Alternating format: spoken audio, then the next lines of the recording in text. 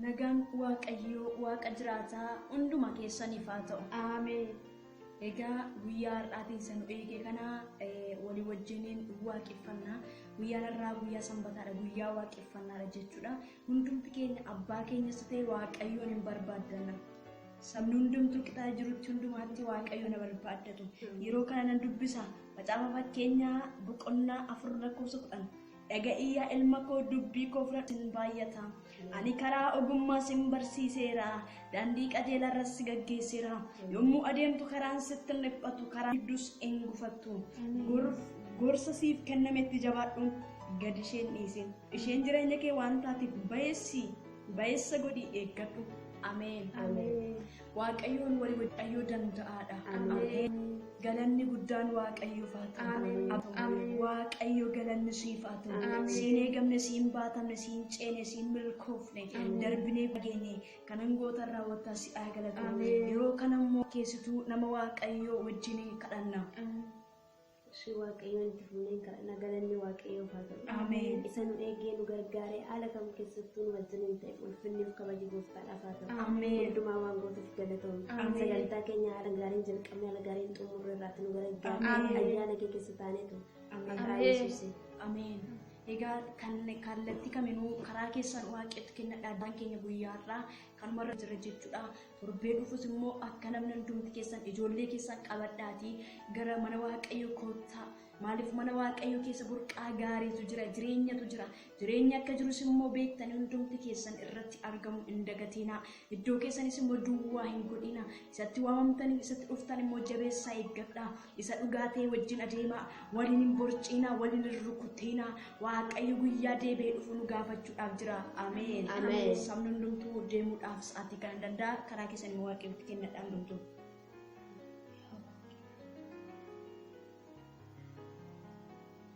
Egaa deemuun hin danda'ama jechuudha yeroo kana.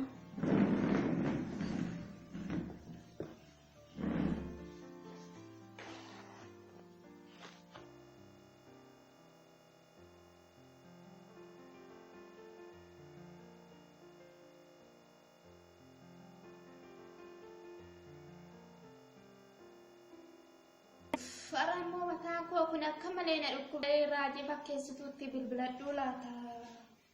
Maalumaan godhaa karaa ishee namoota baay'ee fayyadu jedhanii kan itti bilbiladhaa qolli.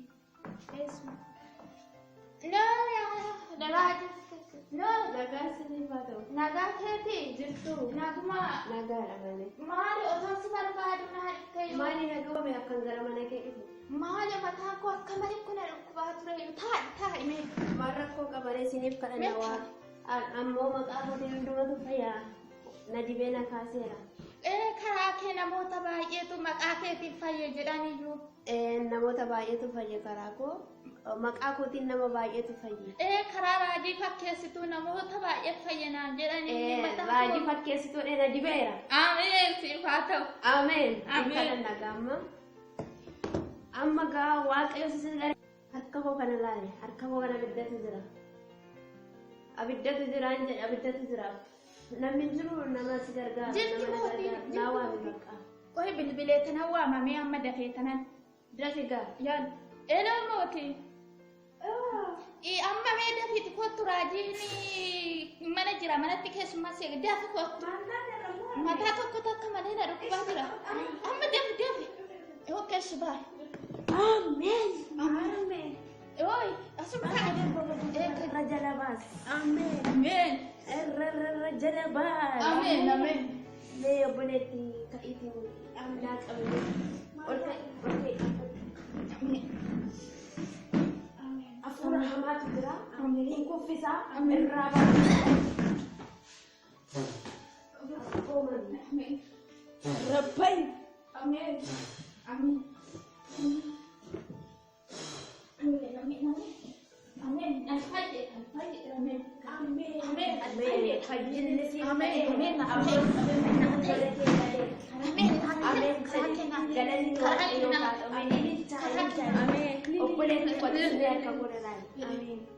Abiddatu sirra jira. jala baba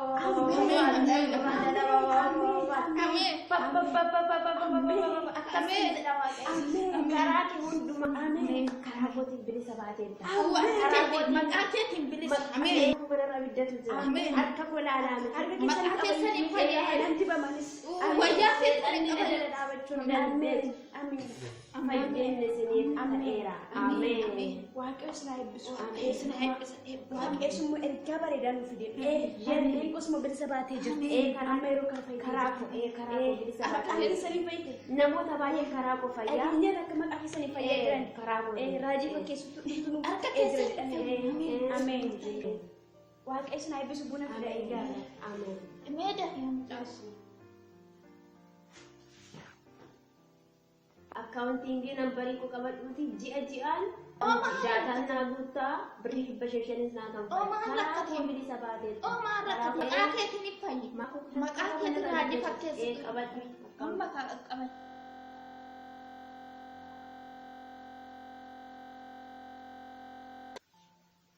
Egaa lakkoofsa koo qabadhu 0 tokko tokko lama 3 4 kanaanii irra naaf galchee adaara.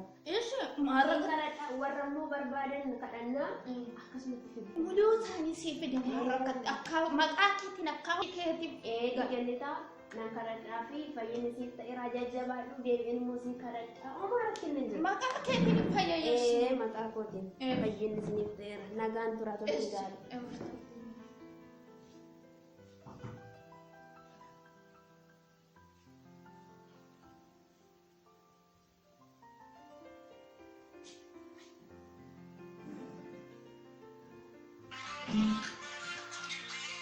Isheen birrii. Ishiiniti. Maali kun naan gashitu birrii? Amma kun hojii. Aloo. Eeloo. Naa gashite fakkaatamee dhaqee kan baankii dhaqee ilaala. Eebbifame mee? Okay. Ammas wanti haaraa mana kee irratti ta'eera. Baankii kee irrattis dachaan dabalameera. Eebbifame dhaqee fudhadha. Amma daddafeetan.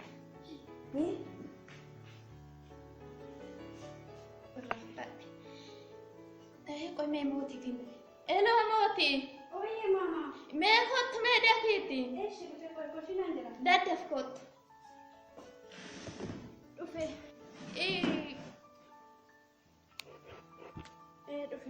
Birri galcheetiin dhufe.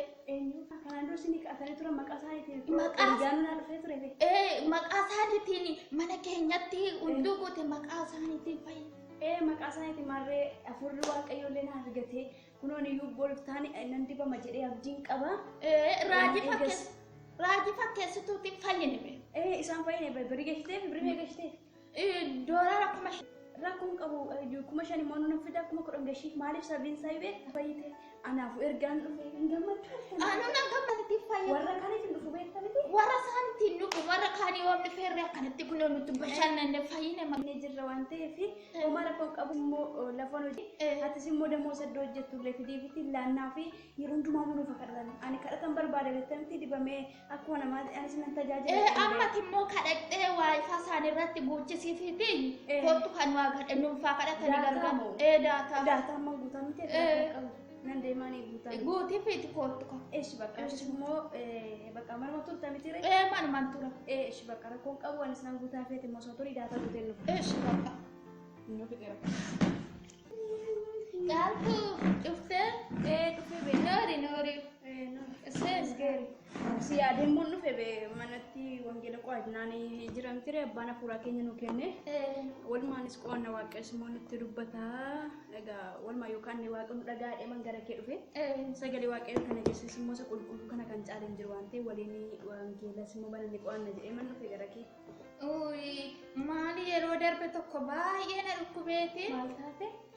Nageenyaati. Maaliif gara jaarsolii waldaatti immoo himtee dhufnee si kadhanna akka kwaaritti beektamooti ijoolleen baay'ee kadhatan jiru keenya. Raajii fakkeessituutti bilbila dheenaa dhuftee maqaa isheetiin fayyadu. Waldaan otoo nuti hin beekin nama hin kadhachiifatina. Yeroo ammaa kana baay'ee shakkisiisaa jira. Raajonni sobdoon biyya lafarra guutaniiru. Gooftaan keenya Yesuus Kiristoos immoo akkas maal jedhe raajota warra raaroo hoolaa uffatanirraa of eeggadha keessaanii garuu yeeyyiidha jedhe nutti meera. Akkanaafiyyuu maal beektaa ati namatti dawwalatte? Atis Ameerikaa sanatti dawwalatte taanaan inni biyyi duraan illee karaa isaa wantoota baay'ee ta'anii namoonni yeroo baay'ee jalqaba hafuura waaqayyoo irraa fudhanii dhumarra immoo kan biyya lafaa wajjin walitti makatu fakkaatan iyyuu shakkamaa jiran. Ati garuu eenyumaaf immoo dawwalte mee natti himee? Lakkee warreen Ameerikaa miti raajii fakkeessituuf hin daawwale. Ishee makwaarii keenya sana moo? Ishee makwaarii keenya maqaa isheetiin hin fayyadu. Waa tokko immoo sitiin maqaa ishee sin jedhee maqaan ittiin fayyamu maqaa Yesuus Kiristoos duwwaadha. Maqaan ittiin fayyuun dhala namaaf kenname addunyaa kana jalaas ta'e irraas ta'e maqaa Yesuus qonnaaf lakkoofsa lamarratti akkas jedha. Kanaafiyyuu maqaan ittiin fayyamu maqaa Yesuus duwwaadha. Kan maratu dogoggorteetta. Kanaafiyyuu isheen nuti kadhatamuu hin dandeessi ijoo gaafa nuti kadhata kwaarii kee ilaannuufiyyuu eenga darbe waldaatti laadheefi jennaan iyyuu kadhatan dandeessu isheen iyyuu eessaa fiddeesti raajii. Isa kana gashatti. Lakkii isa waldootatti bakka kennuufi dide malee. Maquma isheetiin fayyite kaasira yoo ta'e maqaa isheetiin maqaa Yesuusiin hin beektu jechuudha. Maquma isheetiin fayyeen kun doolaara 10,000 akkaawuntii isheerra kaa'eef miidhaa. Hafuura waaqessuun abboo immoo ishee matu sin naagalcha sin jedhe garuu. Ishumatu naagalchaa jedhe kan maqaa isheetiin hin fayyoo maqaa isheetiin miidhaan kun dibamte. Mucaan keessa dibamtee? Maqaa isheetiin. Kana booddee siiraa jechuudha miti? Kana booddee miidhaan kootiif sirraa ajjaanaaf sirraa maqaa isheetiin hin fayyu. Ati baay'ee amma fakkeenyaaf tarii seexanni dibuu danda'a hin beektu ati chaayinaalota garaagaraa ilaaltu waldaa kiristaanaa ilmee seexanni dibuu danda'a foon dibuu danda'a biyya lafaa dibuu danda'a waaqayyo dibuu danda'a eessa akka isheen dibamte beektaa?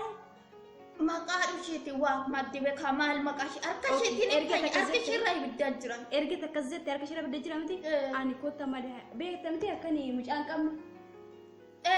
Mucaan qaba jedheen dawwalaafi waarii keenya garuu ani immoo mucaa qaba sin dhokse malee yeroon biyya ture sanan jedhaaniiti. Kanaafiyyuu ijoollee shanan qaba jedhaanii dhugaaf sobas akka ta'e immoo jechuudha walumaa ilaallaa dhuguma ishirraa dhugaa yoo ta'e jechuudha natti himti maal na sobdettee na tawaarraduu qabdi jechuudha. Miti taanaan garuu waamne iddoo lafa aarsaa kanatti dabaddabuu qabna hafuura hamaa ishee keessa dhiisiifnee keessaa baafnee waaqayyo fudhachiifnee akka hin deebtu gochuu qabna. Na waamsisa. Amma bilbilee. Waame. Kaasuu diddee waan isaa deemtee makadhataa jirti. Aluu. Oo fakkeessitu akkami? Nagaa galata waaqayyo jirtaa? Jira kunoo waaqayyo fagalatu. Akkami mee jiruuf jireenya? Jira ana hiriyaa kee caaltuudha. Caaltiyyee. Akkamati? Waa tokko immoo rakkadheenii dhufe immooti hiriyyaan koo badhaatuutu natti himte. Yeroo ammaa kana immoo ani immoo imalaa fi gara magaalaa seeneen jira. Abbaan manaa kiyya immoo gaxarii jira jechuudha. Mucaan kun immoo dhukkubee jennaa otoo ani magaalaadhaan gadiinii hospitaala riferii barreessanii Addis Ababaatti dabarsan jedhanii. Kanaaf kadhata xiqqoo isheen barbaade. Mucaa qabda mooti? Ani mucaa qabaa waan sammuu nama hin qabne sitti fakkaate. Ani waan qabne see caaltu. Lakki ani haadha ijoollee shanii dhabe. Waaw gooftaan siifaa guddisu kaamma siif kadhanna mooree. Naaf kadhuu fi dhukkubni mucaa koo immoo gaa'ina baay'isas hin teessas jedhaniiru. Waaqayyoof wanti dadhabame hin jiru gaa baay'eetu harka koo irratti fayyee. Ameen. Mee hin kadhanna mee gabaabsineetu. Ameen. Galanni waaqayyoof haa ta'u. Ameen. Yaa waaqayyo gara mucaa kanaa godhe. Harka keetiin dibi harka koo irra ibidda keesseetta. Ameen. Abiddina keessaan darbeen dubbata. Ameen. Yaa waaqayyo gooftaa maqaan isaanii jette. Lalisaadha maqaan Lalisaadha. Zarii irraa itti darbe. Abaarsatu amma qabeerraa cabeera amma qabeerraa cabeera ulfinni isaaf ta'eera mucaa kanatu lafa guddinaatti ba'a. Egaa amma iddoo ciisu sana utaalee ka'a afurri qulqulluurra dhaqeera hin dibamaa utaaleetu ka'a na keessaan darbe harka koo ibiddatu guutee jira ibiddina keessa jiru immoo dhaqeessa sarara xophadhee ni buba hin gubata dhaqeessa achi dibameetu ka'a. Maal fuudhanii dhukkubni maal isarraa fuudha lalisaa irra baba amma dibameetu ka'a.